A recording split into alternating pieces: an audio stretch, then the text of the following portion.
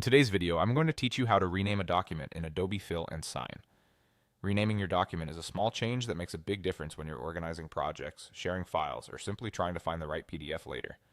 I'll walk you through the exact process, explain what you'll see on screen, and share a few quick tips to keep your files tidy and easy to recognize. Start by bringing your document into view in Adobe Fill and Sign. At the top of the screen, just above the document itself, you'll see the current file name.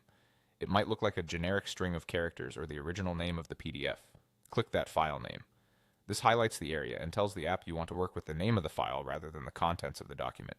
If the file is long or truncated with dots, don't worry. Clicking it is still the correct way to focus on the name. Once the file name field is active, look for the small pencil icon that appears next to it.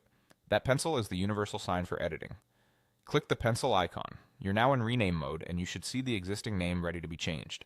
This is your cue that you're not altering the PDF's content, just the label that helps you identify it later. Now type the new name you want. Aim for something clear and descriptive, like including the subject and date, so it's easy to spot in a long list. Keep it simple by avoiding characters your system might not like, such as slashes or question marks, and there's no need to add or change a file extension. Renaming here won't change the format of your document. It stays the same file, just with a better title. When you're satisfied with the new name, click Save. The app updates the label, and you'll see the new name appear immediately at the top of the document. That change will also reflect wherever you view the file inside the app, making it much easier to search for and share later. If you notice a typo or want to refine the title, you can repeat the same steps and save again. That's all there is to it. Click the file name above, click the pencil icon, type your new name, and click Save.